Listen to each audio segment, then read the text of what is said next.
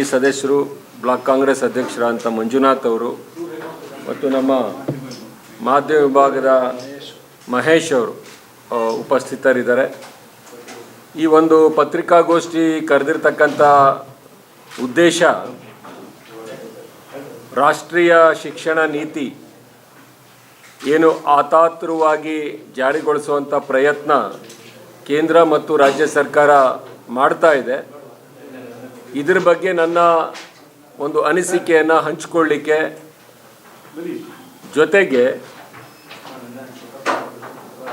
ರೇಷ್ಮೆ ತಂಬಾಕು ಬೆಳೆಗಾರರ ಸಮಸ್ಯೆ ಬಗ್ಗೆ ಅದನ್ನು ಕೂಡ ತಿಳಿಸಲಿಕ್ಕೆ, ಮತ್ತು ನಿನ್ನೆ ಸಂಸದರಾದಂಥ ಮಾನ್ಯ ಪ್ರತಾಪ್ ಸಿಂಹ ಅವರು ಸಿದ್ದರಾಮಯ್ಯನವ್ರ ಬಗ್ಗೆ ಹೇಳಿಕೆ ಕೊಟ್ಟಿರೋದ್ರ ಬಗ್ಗೆನೂ ಕೂಡ ತಮ್ಮ ಹತ್ರ ಒಂದು ಹಂಚ್ಕೊಳ್ಬೇಕು ಅನ್ನೋ ಉದ್ದೇಶದಿಂದ, ಮತ್ತು ಪತ್ರಕರ್ತರ ಮೇಲೆ ನಡೆದಂಥ ಹಲ್ಲೆ ಅದನ್ನು ಖಂಡಿಸುವ ಸಲುವಾಗಿ ಕೂಡ ಈ ಒಂದು 4 ವಿಷಯಗಳ ಬಗ್ಗೆ ತಮ್ಮ ಜೊತೆ ಚರ್ಚೆ ಮಾಡಲಿಕ್ಕೆ ಈ ಒಂದು ಪತ್ರಿಕಾಗೋಷ್ಠಿಯನ್ನು ನಾನು ಕರೆದಿದ್ದೇನೆ. ವಿಶೇಷವಾಗಿ ಈ ರಾಷ್ಟ್ರೀಯ ಶಿಕ್ಷಣ ನೀತಿ ಏನು ಆತಾತುರವಾಗಿ ಕೇಂದ್ರ ಮತ್ತು ರಾಜ್ಯ ಸರ್ಕಾರ ಜಾರಿಗೊಳಿಸ್ತಕ್ಕಂಥ ಪ್ರಯತ್ನ ಇದೆ, ನಿಜಕ್ಕೂ ಕೂಡ ಇದು ರಾಜ್ಯಕ್ಕೆ ಮಾರಕವಾಗಲಿದೆ.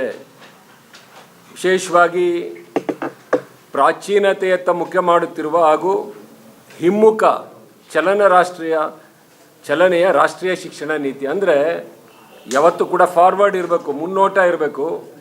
ಇದು ಭಾಳ ಹಿಮ್ಮುಖ ಚಲನೆ ಆಗ್ತಾ ಇರತಕ್ಕಂಥದ್ದನ್ನ ನಾವು ಇದರಲ್ಲಿ ಕಾಣಲಿಕ್ಕೆ ನೋಡ್ತಾ ಇದ್ದೇವೆ. ವಿಶೇಷವಾಗಿ ಈ ಒಂದು ರಾಷ್ಟ್ರೀಯ ಶಿಕ್ಷಣ ನೀತಿ ಏನಿದೆ, ಹಿಂದೆನೂ ಕೂಡ ನಮ್ಮ ಕಾಂಗ್ರೆಸ್ ಪಕ್ಷ ಅಧಿಕಾರದಲ್ಲಿದ್ದಂಥ ಸಂದರ್ಭದಲ್ಲಿ ಶ್ರೀಮತಿ ಇಂದಿರಾ ಗಾಂಧಿಯವರು 1968ರಲ್ಲಿ ಮತ್ತು ಶ್ರೀ ರಾಜೀವ್ ಗಾಂಧಿಯವರು 1986ರಲ್ಲಿ ರಾಷ್ಟ್ರೀಯ ಶಿಕ್ಷಣ ನೀತಿಯನ್ನು ಜಾರಿಗೊಳಿಸಿದ್ದಾರೆ. ಆ ಜಾರಿಗೊಳಿಸ್ತಕ್ಕಂಥ ಸಂದರ್ಭದಲ್ಲಿ ವ್ಯಾಪಕವಾದಂಥ ಚರ್ಚೆ, ಅದು ಸದನದಲ್ಲಿರ್ಬೋದು, ಲೋಕಸಭೆಯಲ್ಲಿರ್ಬೋದು, ರಾಜ್ಯಸಭೆಯಲ್ಲಿರ್ಬೋದು, ಅಥವಾ ನಮ್ಮ ವಿಧಾನಸಭೆಗಳಿರ್ಬೋದು, ಮತ್ತು ಕೇಂದ್ರ ಮತ್ತು ರಾಜ್ಯ ಸರ್ಕಾರಗಳ ಸಾಮರಸ್ಯದಿಂದ ಶಿಕ್ಷಣ ನೀತಿಯನ್ನು ಅಂದಿನ ಸಂದರ್ಭದಲ್ಲಿ ಜಾರಿಗೊಳಿಸಿದ್ದಾರೆ. ಆದರೆ ಇವತ್ತು ರಾಷ್ಟ್ರೀಯ ಈ ಒಂದು ಶಿಕ್ಷಣ ನೀತಿ ಏನಿದೆ, ಇದ್ರ ಬಗ್ಗೆ ಯಾವುದೇ ರೀತಿಯಾದಂಥ ಚರ್ಚೆಗಳಾಗಿಲ್ಲ. ಪಾರ್ಲಿಮೆಂಟ್ನಲ್ಲೂ ಕೂಡ ಚರ್ಚೆ ಆಗಿಲ್ಲ, ಸದನದಲ್ಲೂ ಕೂಡ ಚರ್ಚೆ ಆಗಿಲ್ಲ. ಆದರೆ ಇದನ್ನು ಕೂಡಲೇ ಜಾರಿಗೊಳಿಸುವಂಥ ಪ್ರಯತ್ನ ಸರ್ಕಾರಗಳು ಮಾಡ್ತಾ ಇದೆ. ಇದರಿಂದ ಭಾಳಷ್ಟು ನಮಗೆ ಹಿನ್ನಡೆ ಉಂಟಾಗುತ್ತೆ. ಮತ್ತು ವಿಶೇಷವಾಗಿ ಈ ಒಂದು ಸಂವಿಧಾನದ ಪರಿಚ್ಛೇದ 7ರಲ್ಲಿ ಕೇಂದ್ರ ಮತ್ತು ರಾಜ್ಯ ಸರ್ಕಾರಗಳ ಭಾಗವಾಗಿದೆ. ಶಿಕ್ಷಣಕ್ಕೆ ಸಂಬಂಧಿಸಿದ ನೀತಿಗಳು, ಕಾನೂನುಗಳನ್ನು ರೂಪಿಸುವಾಗ ಕೇಂದ್ರ ಮತ್ತು ರಾಜ್ಯ ಸರ್ಕಾರಗಳು ಪರಸ್ಪರ ಚರ್ಚಿಸಿ ಒಮ್ಮತದ ಮೇರೆಗೆ ನಿರ್ಧಾರಕ್ಕೆ ಬರಬೇಕಾಗುತ್ತೆ.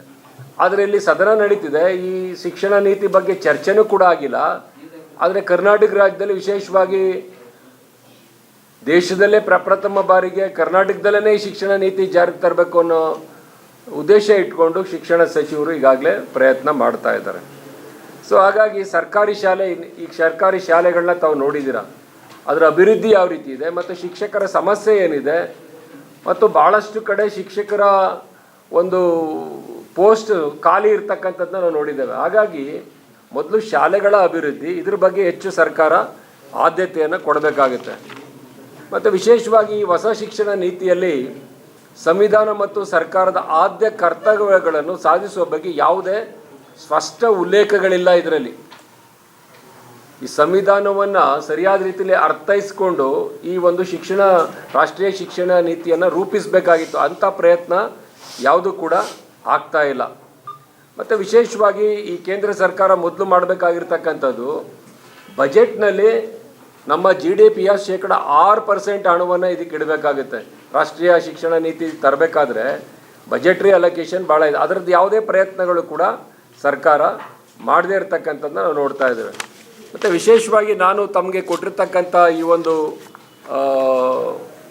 ಮಾಹಿತಿಗಳನ್ನ ಕೊಟ್ಟಿರ್ತಕ್ಕಂಥದ್ರಲ್ಲಿ ಅದರಲ್ಲಿ ರಾಷ್ಟ್ರೀಯ ಶಿಕ್ಷಣ ನೀತಿ ಕನ್ನಡದ ಅವತರಣಿಕೆಯಲ್ಲಿ 11.1ನೇ ಖಂಡಿಕೆಯಲ್ಲಿ 7ನೇ ಶತಮಾನದಲ್ಲಿ ಬಾಣಭಟ್ಟ ಎಂಬ ಕವಿ ಬರೆದ ಕಾದಂಬರಿ ಎಂಬ ಕೃತಿಯಲ್ಲಿ 64 ವಿದ್ಯೆಗಳನ್ನು ಕಲಿಸಿಕೊಡಬಹುದು ಎಂದು ಬರೆಯಲಾಗಿದೆ. ಅವುಗಳಲ್ಲಿ ಕೆಲ ವಿದ್ಯೆಗಳೆಂದರೆ ಹಾಡುಗಾರಿಕೆ, ಚಿತ್ರಕಲೆ, ರಸಾಯನ ವಿಜ್ಞಾನ, ಗಣಿತ, ಬಡಗಿ, ಬಟ್ಟೆ ನೇಯ್ಗೆ, ವೈದ್ಯಕೀಯ, ಇಂಜಿನಿಯರಿಂಗ್, ಸಂವಹನ, ಈ ರೀತಿಯಾಗಿ ಸುಮಾರು 64 ವಿದ್ಯೆಗಳ ಬಗ್ಗೆ, ಅಂದರೆ ಕಲ್ಪನೆಯ ಆಧಾರದ ಮೇಲೆ, ಅಂದರೆ ಆ ಕಾದಂಬರಿ ಒಂದು ಕಲ್ಪನೆಯ ಆಧಾರದ ಮೇಲೆ ರಚನೆ ಆಗಿರ್ತಕ್ಕಂಥದ್ದನ್ನ ಈ ರಾಷ್ಟ್ರೀಯ ಶಿಕ್ಷಣ ನೀತಿ ಒಂದು ಕನ್ನಡ ಇದರಲ್ಲಿ ಅದನ್ನು ಮೆನ್ಷನ್ ಮಾಡಿದ್ದಾರೆ. ಅಂದರೆ ಇದು ನಿಜವಾಗ್ಲೂ ಕೂಡ ಹಿಮ್ಮುಖ ಚಲನೆ, ವೈಜ್ಞಾನಿಕ ತಳಹದಿಯಿಂದ ರಾಷ್ಟ್ರೀಯ ಶಿಕ್ಷಣ ನೀತಿ ರೂಪುಗೊಳ್ಬೇಕೇ ವಿನಃ ಈ ಪುರಾಣ ಮತ್ತು ಈ ಒಂದು ಕಾದಂಬರಿ ಆಧಾರಿತ ಕಲ್ಪನೆಯ ಆಧಾರದ ಮೇಲೆ ರಾಷ್ಟ್ರೀಯ ಶಿಕ್ಷಣ ನೀತಿಯನ್ನು ರೂಪಿಸಲಿಕ್ಕೆ ಸಾಧ್ಯ ಆಗೋದಿಲ್ಲ. ಹಾಗಾಗಿ ಇದರಲ್ಲಿ ಭಾಳಷ್ಟು ಜನರ ಇದನ್ನು ಪ್ರಾಚೀನ ಭಾರತ ಶ್ರೀಮಂತ ಪರಂಪರೆಯ ರಾಷ್ಟ್ರೀಯ ಶಿಕ್ಷಣ ನೀತಿಯಲ್ಲಿ ಅಳವಡಿಸಬೇಕಾಗಿದೆ ಎಂದು ಪದೇ ಪದೇ ಆ ಒಂದು ರಾಷ್ಟ್ರೀಯ ಶಿಕ್ಷಣ ನೀತಿನಲ್ಲಿ ಹೇಳಿದ್ದಾರೆ. ಅದರಲ್ಲಿ ಭಾಳಷ್ಟು ಜನರ ಹೆಸರುಗಳನ್ನ ಪ್ರಸ್ತಾಪ ಮಾಡಿದ್ದಾರೆ. ಮತ್ತು ವಿಶೇಷವಾಗಿ ನಾಗಾರ್ಜುನ, ಗೌತಮ, ತಿರುವಳ್ಳವರ್ ಅವರ ಚಿಂತನೆಗಳ ಆಧಾರದ ಮೇಲೆ ರಾಷ್ಟ್ರೀಯ ಶಿಕ್ಷಣ ನೀತಿ ಇದರಲ್ಲಿ ರೂಪುಗೊಂಡಿಲ್ಲ. ಮತ್ತು ರಾಷ್ಟ್ರೀಯ ಶಿಕ್ಷಣ ನೀತಿ 2020ರಲ್ಲಿ ಆಳವಾದ ಅಧ್ಯಯನ ರೂಪುಗೊಂಡಿಲ್ಲ. ಮತ್ತು ಕೊಠಾರಿಯಾ ಆಯೋಗ, ಪ್ರೊಫೆಸರ್ ಕೊಠಾರಿಯಾ ಆಯೋಗ ರಚನೆ ಏನಾಗಿತ್ತು ಹಿಂದೆ 1964ರಲ್ಲಿ, ಆ ಆಯೋಗದಲ್ಲಿ 17 ಜನ ಒಟ್ಟು ಸದಸ್ಯರಿದ್ದರು. 17 ಜನರಲ್ಲಿ 7 ಸದಸ್ಯರು ವಿದೇಶಿಯರಾಗಿದ್ದರು ಮತ್ತು 20 ವಿದೇಶಿ ಸಲಹೆಗಾರರಿದ್ದರು. ಮತ್ತು ಉಪಸಮಿತಿಗಳು ಸುಮಾರು 21 ಉಪಸಮಿತಿಗಳಿದ್ವು. ಮತ್ತು 251 ತಜ್ಞರಿಂದ ಸಲಹೆಗಳನ್ನು ಪಡೆಯಲಾಯಿತು. 9,000 ಶಿಕ್ಷಕರ ಸಲಹೆ ಇತ್ತು. ವಿಜ್ಞಾನಿಗಳು, ಸಂಶೋಧನಾ ವಿದ್ಯಾರ್ಥಿಗಳಿಂದ ಮನವಿಯನ್ನು ಪಡೆಯಲಾಯಿತು. 2 ಸಂಪುಟಗಳಲ್ಲಿ ವರದಿ ಇತ್ತು. ವರದಿಯ ಆಳ ಅಧ್ಯಯನದ ಫಲವಾಗಿತ್ತು. ಅಂದರೆ ಆಳವಾಗಿ ಅಧ್ಯಯನ ಮಾಡಿದ್ದಾರೆ. ಆದರೆ ರಾಷ್ಟ್ರೀಯ ಶಿಕ್ಷಣ ನೀತಿ 2020ರಲ್ಲಿ ಆಳವಾದ ಅಧ್ಯಯನ ಯಾವುದೂ ಕೂಡ ಆಗಿರಲ್ಲ. ಪ್ರೊಫೆಸರ್ ಕಸ್ತೂರಿ ರಂಗನ್ ಅವ್ರ ಬಗ್ಗೆ ವಿಶೇಷವಾಗಿ ನಮಗೆ ಗೌರವ ಇದೆ. ಯಾಕೆಂದರೆ ಅವರು ಇಸ್ರೋ ಚೀಫ್ ಆಗಿ ಒಳ್ಳೆ ಕೆಲಸ ಮಾಡಿದಂಥವ್ರು.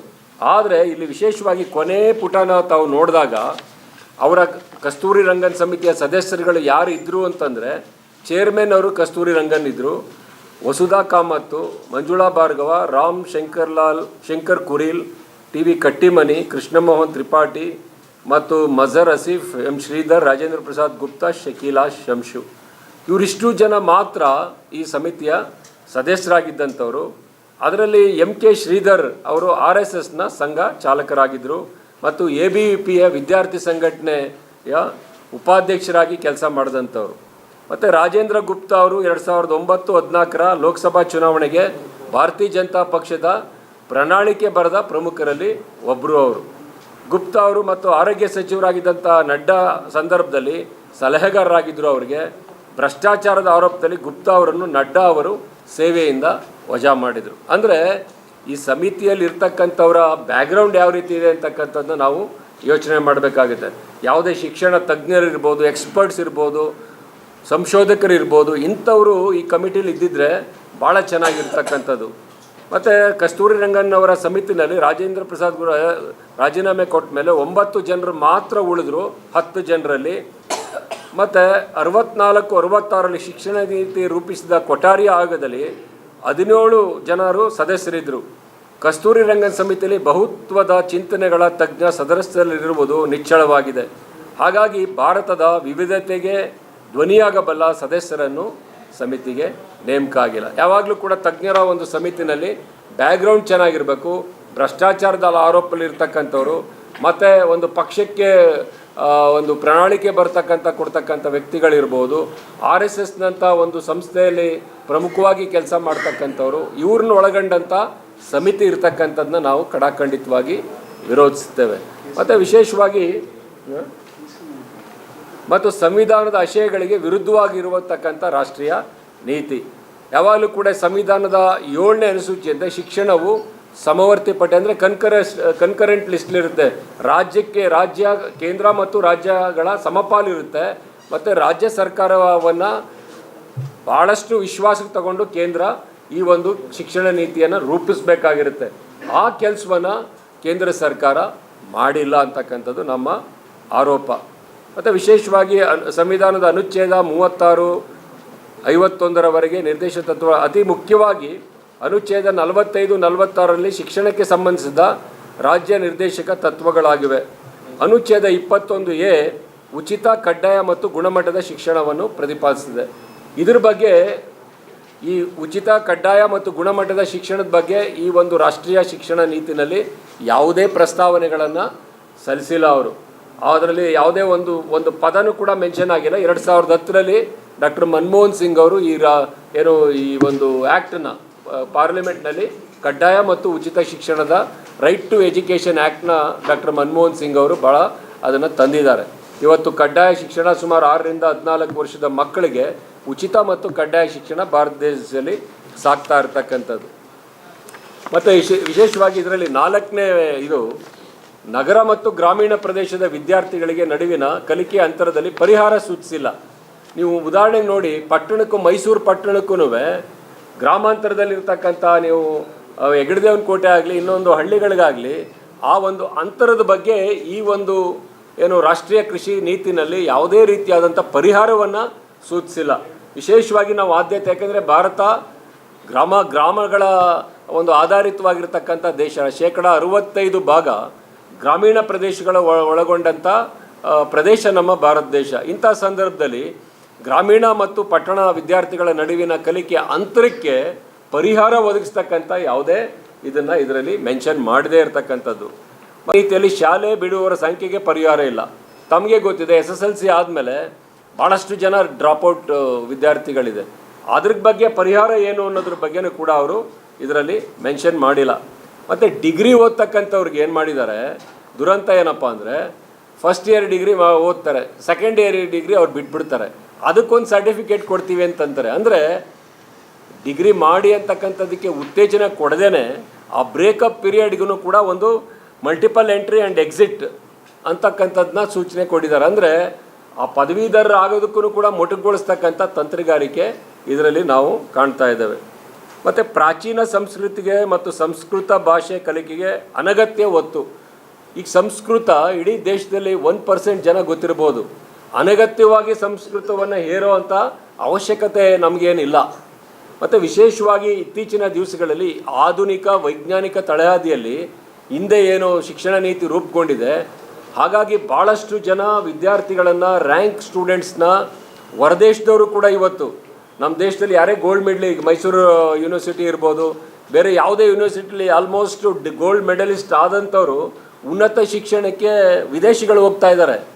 ಸೊ ಹಾಗಾಗಿ ಇಲ್ಲಿ ಹಳೇ ಪದ್ಧತಿಯನ್ನು ಅನುಸರಿಸ್ಕೊಂಡು ಹೋದರೆ ನಿಜವಾಗ್ಲೂ ಕೂಡ ಅದು ಭಾಳಷ್ಟು ಈ ಒಂದು ವಿದ್ಯೆ ಶಿಕ್ಷಣ ಹಿಂದಕ್ಕೆ ಹೋಗೋದ್ರಲ್ಲಿ ಯಾವುದೇ ಸಂಶಯ ಇಲ್ಲ. ಇದಕ್ಕೆ ಡಾಕ್ಟರ್ ಮನಮೋಹನ್ ಸಿಂಗ್ ಅವರಿದ್ದಂಥ ಸಂದರ್ಭದಲ್ಲಿ ಬ್ರೈನ್ ಡ್ರೈನ್ ಅಂದರೆ ಬುದ್ಧಿವಂತರನ್ನ ಕಳ್ಕೊಳ್ಳೋದು ಬದಲಾಗಿ ಬ್ರೈನ್ ಗೇನ್ ಅಂತಕ್ಕಂಥದ್ದನ್ನ ಅಳವಡಿಸಿ ನಮ್ಮ ದೇಶದಲ್ಲೇ ಅವರಿಗೆ ಹೆಚ್ಚು ಹುದ್ದೆಗಳನ್ನು ಕೊಡುವಂಥ ಪ್ರಯತ್ನ ಮಾಡಿದ್ರು. ಮತ್ತು UGC ಏನಿದೆ, UGC ಸ್ಕೇಲ್ಸ್ ಏನಿದೆ, ಇವತ್ತು ಲೆಕ್ಚರರ್ಸ್ದು ಸ್ಯಾಲ್ರಿ ನೋಡಿ ನೀವು ಪ್ರತಿ ವಿಶ್ವವಿದ್ಯಾನಿಲಯಗಳಲ್ಲಿ UGC ಸ್ಕೇಲ್ಸ್ನ 1 to ಡಬಲ್ ಮಾಡಿದ್ರು ಡಾಕ್ಟರ್ ಮನಮೋಹನ್ ಸಿಂಗ್ ಅವರು.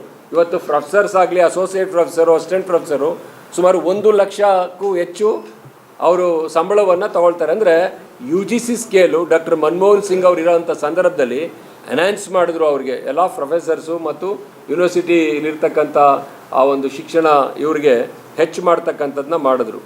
ಸೊ ಹಾಗಾಗಿ ಇದರಲ್ಲಿ ಭಾಳಷ್ಟು ನ್ಯೂನತೆಗಳನ್ನು ನಾವು ಕಾಣ್ತಾ ಇದ್ದೇವೆ. ರಾಷ್ಟ್ರೀಯ ಶಿಕ್ಷಣ ನೀತಿಯಲ್ಲಿ ಆಧುನಿಕ ಜ್ಞಾನಾಭಿವೃದ್ಧಿಗೆ ತಿಲಾಂಜಲಿ ಇಡುವ ಸಾಧ್ಯತೆಗಳು ನಿಚ್ಚಳವಾಗಿದೆ. ಈಗಾಗಲೇ ಪರಿಶಿಷ್ಟರು, ಹಿಂದುಳಿದವರಿಗೂ ಮತ್ತು ಗ್ರಾಮೀಣ ಭಾಗದ ವಿದ್ಯಾರ್ಥಿಗಳಿಗೆ ನೀಟ್ ಮತ್ತು JEE ಪರೀಕ್ಷೆಗಳು ಕಷ್ಟಕರವಾಗಿದೆ. ಅವರಿಗೆ ಇಂಗ್ಲೀಷ್, ಗಣಿತ ಮತ್ತು ವಿಜ್ಞಾನದ ಉತ್ತಮ ಬೋಧನೆ ಬೇಕಾಗಿದೆ. ಆದರೆ ಹೊಸ ರಾಷ್ಟ್ರೀಯ ಶಿಕ್ಷಣ ನೀತಿಯು ಪ್ರಾಚೀನ ಮತ್ತು ಪುರಾತನ ಜ್ಞಾನ ಕೇಂದ್ರದತ್ತ ವಿದ್ಯೆಯಾಗುವತ್ತ ಹೆಜ್ಜೆ ಹಾಕಲಿದೆ. ಇದು ಪ್ರಗತಿಗೆ ವಿರೋಧವಾಗಲಿದೆ. ಆದ್ದರಿಂದ COVID-19 ಅಂತ ಸಾಂಕ್ರಾಮಿಕ ಕಾಯಿಲೆ ಸಂದರ್ಭದಲ್ಲಿ ತರಾತುರಿಯಲ್ಲಿ ತಾವೇ ನೋಡಿ, ಕಳೆದ 2 ವರ್ಷದಿಂದ ಕೋವಿಡ್ ಮೊದಲನೇ ಅಲೆ, ಎರಡನೇ ಇದೆ. ಇಂಥ ಸಂದರ್ಭದಲ್ಲಿ ಇದು ಸರಿಯಾದ ರೀತಿಯಲ್ಲಿ ಚರ್ಚೆ ಆಗದೇನೆ, ಸಾಕಷ್ಟು ಚಿಂತನೆಗಳು ಮಾಡ್ದೇನೆ ಈ ಒಂದು ಆತಾತುರವಾಗಿ ತರುವಂಥದ್ದನ್ನ ನಾವು ವಿರೋಧ ಮಾಡ್ತೇವೆ. ಮತ್ತು ಹೊಸದಾಗಿ ಪಕ್ಷಾತೀತವಾಗಿರುವ ಶಿಕ್ಷಣ ತಜ್ಞರ ಸಮಿತಿ ಆಗಬೇಕು. ಯಾಕಂದರೆ ನಾನು ಬ್ಯಾಕ್ ಸೈಡಲ್ಲಿ ತಮ್ಗೆ ಹೇಳಿದೆ ಯಾವ ಒಂದು ಬ್ಯಾಕ್ಗ್ರೌಂಡ್ ಇದೆ ಈ ಸದಸ್ಯರುಗಳಲ್ಲಿ ಅಂತ. ಕಸ್ತೂರಿ ರಂಗನ್ ಅವರೊಬ್ಬರನ್ನ ಬಿಟ್ಟರೆ ಕಸ್ತೂರಿ ರಂಗನ್ ಅವ್ರ ಬಗ್ಗೆ ನಮಗೆ ಭಾಳ ಗೌರವ ಇದೆ, ಯಾಕೆಂದರೆ ಇಸ್ರೋ ಚೀಫ್ ಆಗಿ ಮತ್ತು ನಮ್ಮ ಭಾಳಷ್ಟು ಕಡೆ ಅವರು ಸಂಸ್ಥೆಯಲ್ಲಿ ಕೆಲಸ ಮಾಡಿದಂಥವ್ರು. ಅವ್ರಿಗೆ ಸರಿಯಾದ ರೀತಿಯಲ್ಲಿ ಅವ್ರಿಗೆ ಫ್ರೀ ಬಿಟ್ಟಿದ್ರೆ ಮಾಡೋರೋ ಏನೋ, ಬಟ್ ಇಂಥವ್ರನ್ನೆಲ್ಲ ನೇಮಕ ಮಾಡಿ ಭ್ರಷ್ಟರನ್ನ ಮತ್ತು ಒಂದು ಪಕ್ಷಕ್ಕೆ ಸೀಮಿತವಾಗಿರೋರನ್ನ ಸಂಘದಲ್ಲಿರ್ತಕ್ಕಂಥವ್ರನ್ನ ಸೇರಿಸಿ ಈ ರಾಷ್ಟ್ರೀಯ ಶಿಕ್ಷಣ ನೀತಿಯನ್ನು ಬೇರೆ ಹಿನ್ನಡೆಗೆ ಹೋಗುವಂಥ ಕೆಲಸವನ್ನು ಇವತ್ತು ಮಾಡ್ತಾ ಇದ್ದಾರೆ. ಮತ್ತು 7ನೇದು ಪರಿಶಿಷ್ಟರ ವಿದ್ಯಾರ್ಥಿ ವೇತನ ಮತ್ತು ಶಿಷ್ಯ ವೇತನಕ್ಕೆ ಒತ್ತು ಕೊಟ್ಟಿಲ್ಲ. ಇದರೊಳಗಡೆ ಸ್ಕಾಲರ್ಶಿಪ್ ಏನಿದೆ ಪ್ರತಿ ವರ್ಷ ಎಲ್ಲವೂ ಕೂಡ ಬೆಲೆಗಳು ಗಗನಕ್ಕೇರುತ್ತೆ. ಅಂದರೆ ಗ್ರಾಹಕ ದರ ಕನ್ಸ್ಯೂಮರ್ ಪ್ರೈಸ್ ಇಂಡೆಕ್ಸಲ್ಲಿ ತಾವು ನೋಡಿದಾಗ ಪ್ರತಿ ವರ್ಷವೂ ಕೂಡ ಏರಿಕೆ ಆಗುತ್ತೆ. ಆದರೆ ಇಲ್ಲಿ ಪರಿಶಿಷ್ಟ ಜಾತಿ, ಬ್ಯಾಕ್ವರ್ಡ್ ಕ್ಲಾಸ್ ಇರ್ಬೋದು ಮತ್ತು ಹಿಂದುಳಿದವರ ಮಕ್ಕಳಿಗೆ ಸ್ಕಾಲರ್ಶಿಪ್ ವಿಚಾರದಲ್ಲಿ ಯಾವುದೇ ಇದನ್ನು ಮೆನ್ಷನ್ ಮಾಡದೇ ಇರತಕ್ಕಂಥದ್ದು. ಮತ್ತು ರಾಷ್ಟ್ರೀಯ ಶಿಕ್ಷಣ ನೀತಿಯಲ್ಲಿ ಇನ್ನೊಂದೇನಪ್ಪ ಅಂದರೆ SSLC ಪಬ್ಲಿಕ್ ಎಕ್ಸಾಮ್ ಇರೋದಿಲ್ಲ ಅಂತ ಇದು ಮಾಡಿದ್ದಾರೆ. ಏಕ್ದಮ್ ಒಂದೇ ಸರಿ PU ಎಕ್ಸಾಮ್.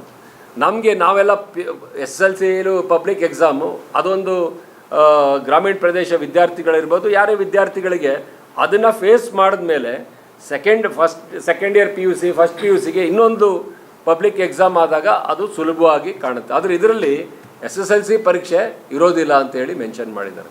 ಇದು ಕೂಡ ಭಾಳ ತಪ್ಪು ಆಗ್ತಕ್ಕಂಥದ್ದು. ವಿದ್ಯಾರ್ಥಿಗಳಿಗೆ ಇದರಿಂದ ಭಾಳ ಅನಾನುಕೂಲ ಆಗ್ತಕ್ಕಂಥದ್ದು ನಾವು ಕಾಣ್ತಿದ್ದೇವೆ. ಮತ್ತು ಕುಲಕಸುಬುಗಳಿಗೆ ಮರಳುವ ಷಡ್ಯಂತ್ರ. ಇದರಲ್ಲಿ ಏನು ಮಾಡಿದ್ದಾರೆ, 6ನೇ ತರಗತಿ ಆದಮೇಲೆ 12ನೇ ವಯಸ್ಸಿಗೆಲ್ಲ ವೃತ್ತಿಪರ ಶಿಕ್ಷಣಕ್ಕೆ ಒತ್ತು ಕೊಡಬಾರ್ದು ಅಂತಲ್ಲ, ಆದರೆ ಆ ಬಾಲ್ಯ ವಯಸ್ಸಿನಲ್ಲೇ ಅವ್ರು ಇಂಥ ಇದಕ್ಕೆ ಮಾಡಿ ಆ ಒಂದು ನಿಟ್ಟಿನಲ್ಲಿ ಅಲ್ಲಿ ಈ ಬಾಲಕಾರ್ಮಿಕ ಪದ್ಧತಿಗಳಿಗೆ ಆ ಒಂದು ಇದನ್ನು ಮಾಡುವಂಥ ಪ್ರಯತ್ನ ಮಾಡಿದ್ದಾರೆ. ಹಾಗಾಗಿ ಉತ್ತೇಜನ ಇದಕ್ಕೆ ಇವರೇ ಉತ್ತೇಜನ ಕೊಡುವಂಥ ಇದನ್ನು ಇಲ್ಲಿ ಕುಲಕಸುಬುಗಳಿಗೆ ಮರಳುವ ಷಡ್ಯಂತ್ರ ಇದರಲ್ಲಿ ಆಗಿರ್ತಕ್ಕಂಥದ್ದು. ಮತ್ತು ಹೆಚ್ಚಿನ ಮಾಹಿತಿಗಾಗಿ ಕಸ್ತೂರಿ ರಂಗನ್ ಕಮಿಟಿನಲ್ಲಿ ಯಾರ್ಯಾರು ಇದ್ದರೂ ಅವ್ರ ಬ್ಯಾಕ್ಗ್ರೌಂಡನ್ನು ಕೂಡ ನಾನು ತಮಗೆ ಮೆನ್ಷನ್ ಮಾಡಿದ್ದೇನೆ. ಹಾಗಾಗಿ ಈ ಒಂದು ರಾಷ್ಟ್ರೀಯ ಶಿಕ್ಷಣ ನೀತಿ ಏನಿದೆ ಇದು ನಿಜವಾಗ್ಲೂ ಕೂಡ ಇದು ಹಿಮ್ಮುಖ ಚಲನೆ ಆಗಿದೆ. ಫಾರ್ವರ್ಡ್ ಇದರಲ್ಲಿ ಬದಲಾವಣೆ ತರುವಂಥದ್ದು ಯಾವುದೂ ಕೂಡ ಇದರಲ್ಲಿ ರೂಪುಗೊಂಡಿಲ್ಲ. ಮತ್ತೆ ಶಿಕ್ಷಣ ತಜ್ಞರಲ್ಲಿ ಒಳಗೊಂಡಂಥ ಪಕ್ಷಾತೀತವಾಗಿರ್ತಕ್ಕಂಥವ್ರನ್ನ ಸಮಿತಿ ಮಾಡಿ ಮತ್ತೆ ಇದು ಒಂದು ಒಳ್ಳೆ ಶಿಕ್ಷಣ ನೀತಿಯನ್ನು ತಂದರೆ ದೇಶಕ್ಕೆ ರಾಜ್ಯಕ್ಕೆ ಒಳ್ಳೆಯದಾಗುತ್ತೆ ಅಂತಕ್ಕಂಥದ್ದು ನಮ್ಮ ವೈಯಕ್ತಿಕ ಅಭಿಪ್ರಾಯ. ಈ ಹಿನ್ನೆಲೆಯಲ್ಲಿ ನನ್ನ ಒಂದು ಅನಿಸಿಕೆಗಳನ್ನ ತಮ್ಮ ಮುಖಾಂತರ ಹಂಚ್ಕೊಳ್ಳಿಕ್ಕೆ ಈ ಒಂದು ಪ್ರಯತ್ನ ಮಾಡಿದ್ದೇನೆ. ಕೇಸರೀಕರಣ ಅಂದರೆ ಧರ್ಮದ ಆಧಾರಿತವಾಗಿ ಮಾಡುವಂಥ ಪ್ರಯತ್ನ ಮಾಡಿದ್ದಾರೆ. ಅದಕ್ಕೆ ನಾನು ಹೇಳಿದ್ದು ಸಂವಿಧಾನದಲ್ಲಿ ಏನು ಹೇಳಿದ್ದಾರೆ,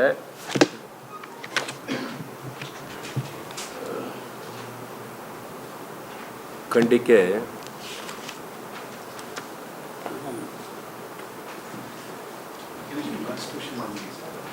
ಇಲ್ಲ ಹನ್ನೊಂದಲ್ಲ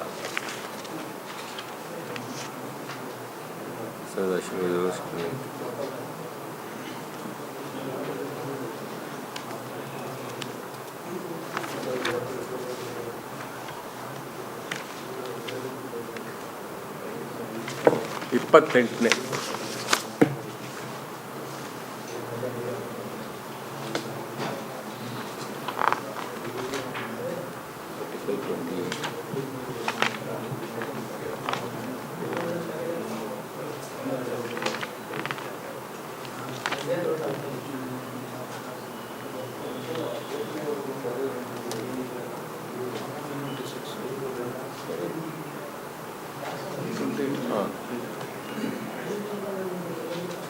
ಸಂವಿಧಾನದಲ್ಲಿ no religious instruction shall be provided in any educational institution ಅಂತಿದೆ.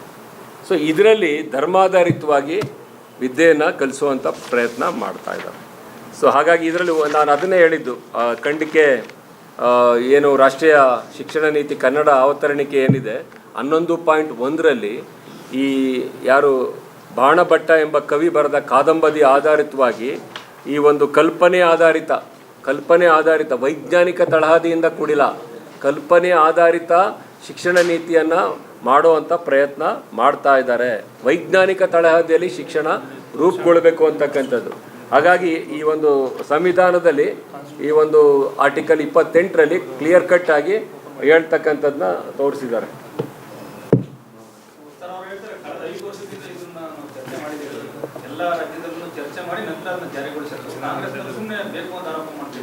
ಸದನದಲ್ಲಿ ಚರ್ಚೆ ಆಗಿದೆಯಾ? ನಾನು ಹೇಳೋ ಸದನದಲ್ಲಿ ನಮ್ಮ ರಾಜ್ಯದಲ್ಲೇ ತಗೊಳ್ಳಿ, ನೀವು ಸದನದಲ್ಲಿ ಚರ್ಚೆ ಆಗಿದೆಯಾ? ನನ್ನ ಪ್ರಶ್ನೆ ನಿಮಗೆ, ಪಾರ್ಲಿಮೆಂಟಲ್ಲಿ ಚರ್ಚೆ ಆಗಿದೆಯಾ? ಯಾವುದೂ ಚರ್ಚೆ ಆಗಿಲ್ಲ. ಇಷ್ಟೊಂದು ಆತಾತುರವಾಗಿ ಯಾಕೆ? ಯಾವಾಗಲೂ ಕೂಡ ಶಿಕ್ಷಣ ತಜ್ಞರು ವಿಚಾರ ಸಂಕಿರಣಗಳಾಗಬೇಕಾಗುತ್ತೆ, ಚರ್ಚೆ ಆಗಬೇಕಾಗುತ್ತೆ, ಮತ್ತು ಅಹವಾಲುಗಳನ್ನ ಸ್ವೀಕಾರ ಮಾಡಬೇಕಾಗುತ್ತೆ. ಸೊ ಎಲ್ಲವನ್ನೂ ಕೂಡ ಆಧಾರಿತವಾಗಿ ಒಂದು ಒಳ್ಳೆ ಶಿಕ್ಷಣ ನೀತಿಯನ್ನು ಕೊಟ್ಟರೆ ನಿಜವಾಗ್ಲೂ ಕೂಡ ಭಾಳ ಅನುಕೂಲ ಆಗುತ್ತೆ ಅಂತಕ್ಕಂಥದ್ದು ನಮಗೆ ಹೊಸ ಶಿಕ್ಷಣ ನೀತಿನಲ್ಲಿ ನ್ಯೂನತೆಗಳನ್ನ ಸರಿಪಡಿಸಿ, ನ್ಯೂನತೆಗಳನ್ನ ಇನ್ನೋಟ ಇರಬಾರ್ದು. ಮತ್ತು ಇವ್ರ ಸಮಿತಿ ಸದಸ್ಯರ ಬ್ಯಾಕ್ಗ್ರೌಂಡನ್ನು ಹೇಳಿದ್ದೀನಿ, ಆ ಬ್ಯಾಕ್ಗ್ರೌಂಡು ಯಾವ ರೀತಿ ಇದೆ ಅಂತಕ್ಕಂಥದ್ದನ್ನು ಕೂಡ ಚರ್ಚೆ ಮಾಡಬೇಕಾಗುತ್ತೆ. ಮತ್ತು ಭಾರತದ ಭವಿಷ್ಯ ಇದು, ಭಾರತದ ಭವಿಷ್ಯ. ಯಾವುದೇ ಒಂದು ದೇಶ ಮುಂದುವರೆದ ರಾಷ್ಟ್ರ ಆಗಬೇಕಾದ್ರೆ ಅದಕ್ಕೆ ಮಾನದಂಡ ಮೊದಲನೇದೇ ಶಿಕ್ಷಣ. ಶಿಕ್ಷಣ ನೀತಿ ರೂಪುಗೊಳ್ಬೇಕಾದ್ರೆ ಈಗ ನೀವೇ ಹೇಳಿ, ಸ್ವತಂತ್ರ ಬಂದಂಥ ಸಂದರ್ಭದಲ್ಲಿ ಲಿಟ್ರಸಿ ಪರ್ಸೆಂಟ್ ಏನಿತ್ತು ನಮ್ಮದು? 12% ಇತ್ತು, ಇವತ್ತು 76%. ಸೊ ಎರಡನೇ ವಿಷಯ ತಂಬಾಕು ಬೆಳೆಗಾರರದು.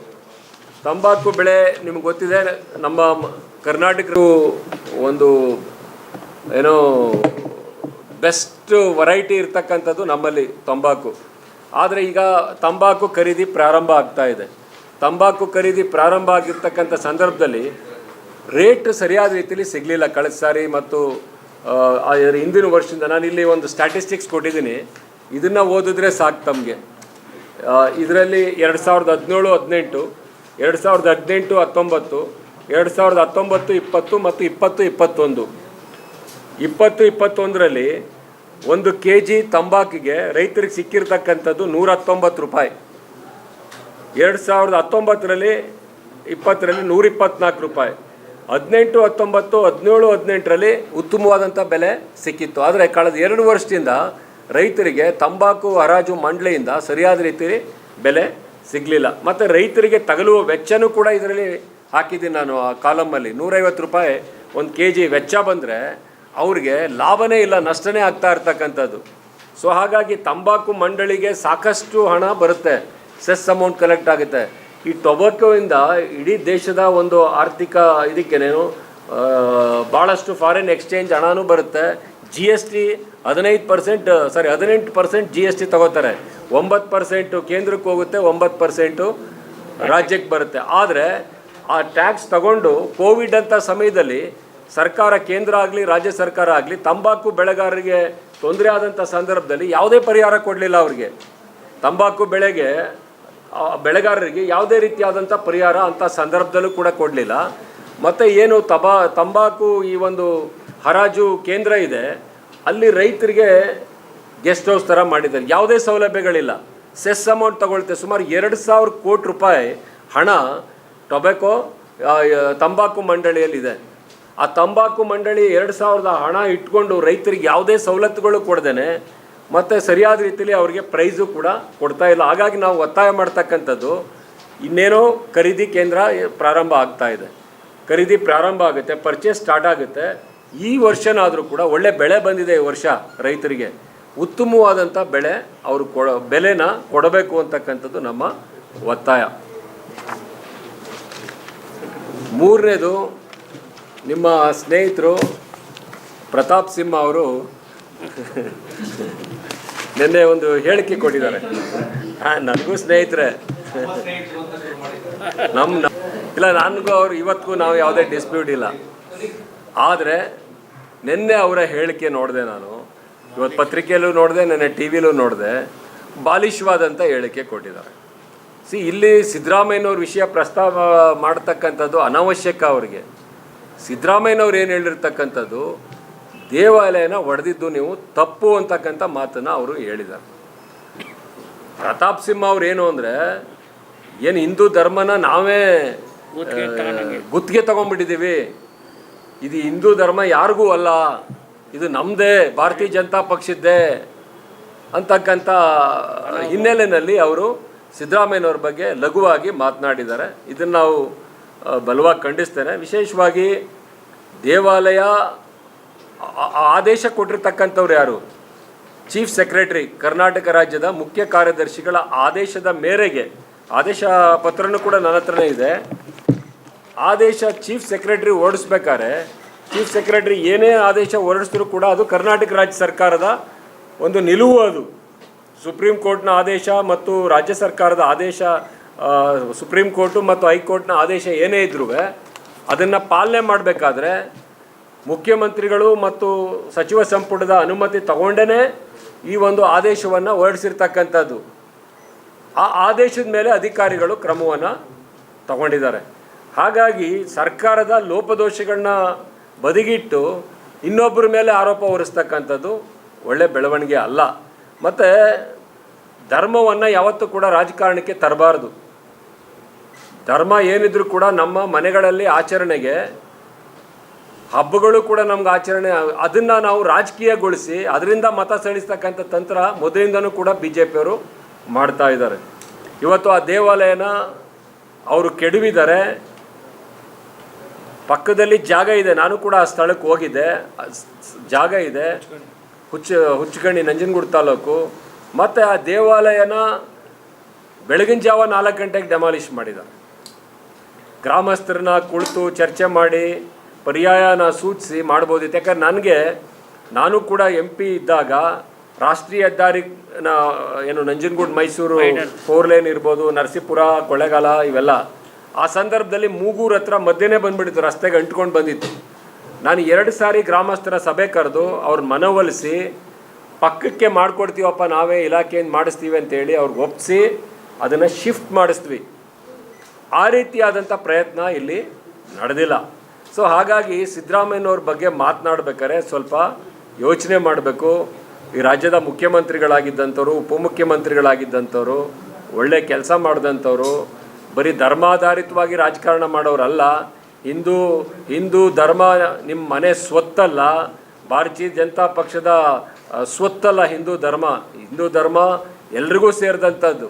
ಈ ದೇಶನೇ ಒಂದು ಸೆಕ್ಯುಲರ್ ಕಂಟ್ರಿ. ಇದು ಎಲ್ಲ ಧರ್ಮ, ಭಾಷೆ, ಜಾತಿ ಎಲ್ಲರೂ ಕೂಡ ಒಗ್ಗಟ್ಟಾಗಿ ಇರಬೇಕಾದಂಥ ಸಂದರ್ಭದಲ್ಲಿ ಈ ರೀತಿಯಾಗಿ ನೀವು ಧರ್ಮಾಧಾರಿತವಾಗಿ ರಾಜಕಾರಣ ಮಾಡ್ತಕ್ಕಂಥದ್ದನ್ನ ಬಿಟ್ಟು ಜಾತ್ಯತೀತವಾಗಿ ಎಲ್ಲರನ್ನೂ ಒಗ್ಗೂಡಿಸ್ಕೊಂಡು ರಾಜಕಾರಣ ಮಾಡೋದನ್ನ ಕಲೀರಿ ಅಂತಕ್ಕಂಥ ಮಾತನ್ನ ಈ ಸಂದರ್ಭದಲ್ಲಿ ಹೇಳಲಿಕ್ಕೆ ಇಚ್ಛೆ ಪಡ್ತಾರೆ.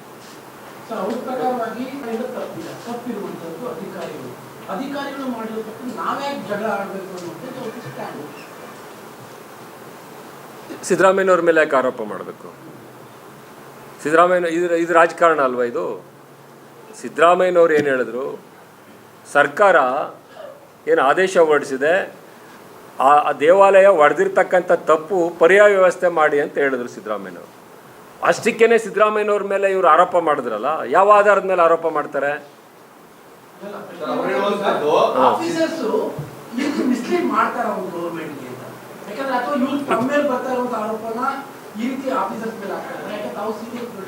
ಆಡಳಿತ ಮಾಡೋದ್ರಲ್ಲಿ ಸಂಪೂರ್ಣ ವಿಫಲರಾಗ್ತಾರೆ. ಯಾವೊಬ್ಬ ಮಂತ್ರಿ ಇರ್ಬೋದು ಅಥವಾ ಶಾಸಕರು ಇರ್ಬೋದು, MP ಗಳಿರ್ಬೋದು, ನಿಮಗೆ ಆಡಳಿತ ಆ ಒಂದು ಅಧಿಕಾರಿಗಳನ್ನ ಅದ್ಬಸ್ತಿಟ್ಕೊಂಡು ಕಾನೂನು ಪ್ರಕಾರ ಮಾಡೋ ಅಂಥದ್ರಲ್ಲಿ ನೀವು ನಿರ್ವಹಿಸಿಲ್ಲ ಅಂದರೆ ಅಧಿಕಾರಿಗಳೇನು ಮಾಡ್ತಾರೆ?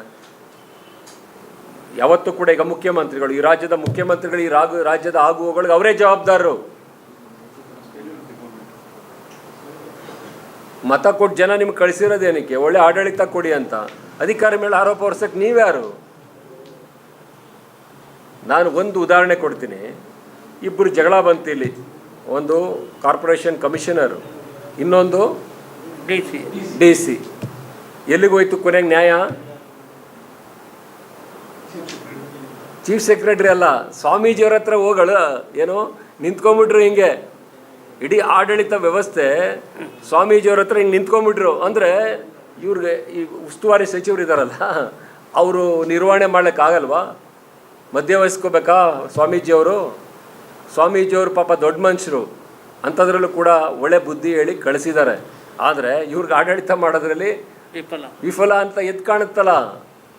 ಸೊ ಚುನಾಯಿತ ಜನಪ್ರತಿನಿಧಿ ಒಬ್ಬ ಮಂತ್ರಿಯಾಗಿ ಖಡಕ್ಕಾಗಿ ನಿರ್ದೇಶನ ತಗೊಂಡು ಅಧಿಕಾರಿಗಳನ್ನ ಅದ್ಬಸ್ತಿಲಿಡಬೇಕಾದಂಥ ಜವಾಬ್ದಾರಿ ಇವ್ರ ಮೇಲೆ ಬರುತ್ತೆ.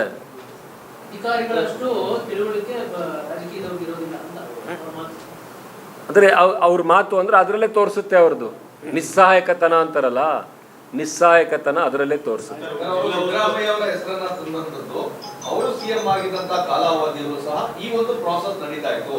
ಆ ಸಂದರ್ಭದಲ್ಲಿ ಸಿದ್ದರಾಮಯ್ಯ ಅವರ ದಾರಿ ತಪ್ಪುವುದಕ್ಕೆ ಕೆಲಸವನ್ನು ಅಧಿಕಾರಿಗಳು ಮಾಡಿದ್ದಾರೆ ಅನ್ನೋದು ಅವರ ಆರೋಪ. ಸಿದ್ದರಾಮಯ್ಯನವ್ರ ಕಾಲದಲ್ಲಿ ಯಾವುದೇ ರೀತಿಯಾದಂಥ ಇಂಥ ದೇಗುಲಗಳನ್ನು ಕೆಡುವಂಥ ಕೈ ಹಾಕಿರಲಿಲ್ಲ. ಅಂಥ ಏನಾದ್ರು ನಿದರ್ಶನ ಇದ್ದರೆ ಅವರು ಹೇಳಲಿ. ಯಾವುದೇ ಅಂಥ ನಿದರ್ಶನ ದೇವಾಲಯಗಳನ್ನು ಒಡೆಯುವಂಥ 2018 ಸುಪ್ರೀಂ ಕೋರ್ಟ್ ಆದೇಶ ಕೊಟ್ಟಿದೆ. ಅವಾಗ ಸಿಎಂ ಇದ್ರೂ ಕೂಡ ದೇವಾಲಯಗಳನ್ನ ಒಡಿಸೋ ಕೆಲಸನ ಅವ್ರು ಮಾಡಿರಲಿಲ್ಲ. ಇವರು ಧರ್ಮವನ್ನೇ ಒತ್ಕೊಂಡು ಇದು ನಮ್ಮ ಸ್ವತ್ತು ಅನ್ನೋರೇ ಒಡಿಸಿದ್ರು ಇವತ್ತು. ಜಿಲ್ಲಾ ಉಸ್ತುವಾರಿ ಸಚಿವರು ವಿಫಲ ಆಗಿದ್ದಾರೆ ಮೈಸೂರು ಜಿಲ್ಲೆಯಲ್ಲಿ.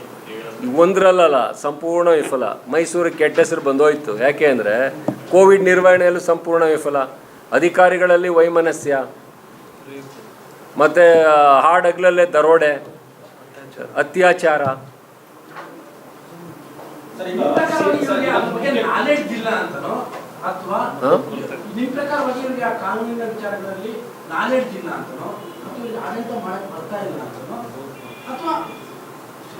ಅನುಭವದ ಕೊರತೆ ಅಂತ ಹೇಳ್ಬೋದು ನಾನು, ಅನುಭವದ ಕೊರತೆ ಅವರಿಗೆ. ಸರ್, ಈಗ ಮುಖ್ಯ ಕಾರ್ಯದರ್ಶಿಗಳ ಆದೇಶವನ್ನು ತಹಸೀಲ್ದಾರ್ ಪಾಲನೆ ಮಾಡಬೇಕು. ಪ್ರತಾಪ್ ಸಿಂಹ ಅವರ ತಹಸೀಲ್ದಾರ್ ಮೇಲೆ ಕ್ರಮ ಜರುಗಿಸಬೇಕು ಅಂತ ಸರಿ. ಸರ್ಕಾರನೇ ಲೋಪ ಎಸಗ್ಬಿಟ್ಟು ಸರ್ಕಾರನೇ ಆದೇಶ ಕೊಟ್ಬಿಟ್ಟು ಅವ್ರ ಮೇಲೆ ಆ್ಯಕ್ಷನ್ ತಗೊಳ್ಳಿ ಅಂದರೆ ಆದೇಶ ಯಾಕೆ ಕೊಟ್ರಿ ನೀವು?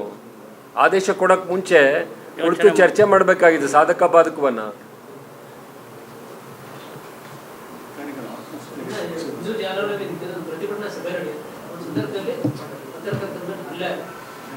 ಅಲ್ಲ, ಅದನ್ನು ಬಲವಾಗಿ ಖಂಡಿಸ್ತೀನಿ ನಾನು. ನೋಡಿ, ಪತ್ರಕರ್ತರು ಒಂದು ಪ್ರತಿಭಟನೆ ನಡೆಯೋ ಜಾಗಕ್ಕೆ ಸಾರಾಸಕ್ತಾಗಿ ಎಲ್ಲ ಪತ್ರಕರ್ತರು ಹೋಗ್ತಾರೆ. ಯಾಕಂದರೆ ಆ ಪ್ರತಿಭಟನೆ ಉದ್ದೇಶ ಏನು ಅದನ್ನು ತಿಳ್ಕೊಂಡು ವರದಿ ಮಾಡಲಿಕ್ಕೆ. ನಿಜವಾಗ್ಲೂ ಕೂಡ ಆ ಹಿಂದೂ ಜಾಗರಣ ಸಮಿತಿಯ ಈ ಗೂಂಡಾಗಿರಿ ಇದೆಯಲ್ಲ, ಇದು ನಿಜವಾಗ್ಲೂ ಕೂಡ ಪೊಲೀಸರು ಅವ್ರ ಮೇಲೆ ಕ್ರಮ ತಗೊಳ್ಬೇಕು. ಯಾರು ಪತ್ರಕರ್ತರ ಮೇಲೆ ಹಲ್ಲೆ ಮಾಡಿದಾರೋ ಅವ್ರ ಮೇಲೆ ಕ್ರಮ ತಗೊಳ್ಬೇಕು ಅಂತೇಳಿ ನಾವು ಒತ್ತಾಯ ಮಾಡ್ತೇವೆ. ಮತ್ತು ಯಾವತ್ತೂ ಒಂದು ಒಳ್ಳೆ ವಾತಾವರಣ ಇರಬೇಕು, ಭಯದ ವಾತಾವರಣ ಮೂಡಿಸುವಂಥದ್ದಲ್ಲ. ಮಂಗಳಾ ಸೋಮಶೇಖರ್ ಅವರು ಒಂದು ಕಡೆ ಸ್ಟೇಟ್ಮೆಂಟ್ ಕೊಟ್ಟಿದ್ದು ಭಾಳ ತಪ್ಪು ಅದು. ಮತ್ತು ಅವರು ಅದಕ್ಕೆ ಸ್ಪಷ್ಟನೆ ಕೊಟ್ಟು ವಿಷಾದನೂ ಕೂಡ ವ್ಯಕ್ತಪಡಿಸಿದ್ದಾರೆ ಅವರು. ಸೊ ಯಾರೇ ರಾಜಕಾರಣಿಗಳು ಮಾಡೋವಂಥ ಸಂದರ್ಭದಲ್ಲಿ ಇನ್ನೊಬ್ರಿಗೆ ಹರ್ಟ್ ಆಗಬಾರ್ದು, ಯಾರಿಗೂ ಕೂಡ ಹರ್ಟ್ ಆಗಬಾರ್ದು. ಯೋಚನೆ ಮಾಡಿ ಸ್ಟೇಟ್ಮೆಂಟ್ಗಳನ್ನ ಕೊಡಬೇಕು. ಒಂದು ಧರ್ಮಕ್ಕಾಗಲಿ ಒಂದು ಸಮಾಜಕ್ಕಾಗಲಿ ಅವ್ರಿಗೆ ಮನನೋಯಿಸುವಂಥ ಕೆಲಸ ಯಾರೂ ಕೂಡ ಮಾಡಬಾರ್ದು. ಒಬ್ಬ ಜಿಲ್ಲಾ ಅಧ್ಯಕ್ಷರಾಗಿ, ಭಾರತೀಯ ಜನತಾ ಪಕ್ಷದ ಅಧ್ಯಕ್ಷರಾಗಿ ಆ ರೀತಿಯಂಥ ಹೇಳಿಕೆ ಕೊಡಬಾರ್ದು. ನಾನು ಬೇರೆ ಥರ ಹೇಳ್ತಿದ್ದೆ, ಬಟ್ ಅವ್ರು ವಿಷಾದ ವ್ಯಕ್ತಪಡಿಸಿದ್ದಾರೆ.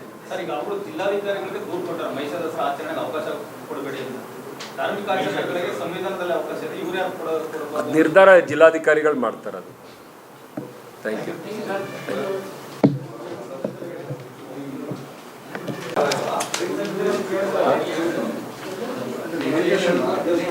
ಏನು ಸರ್?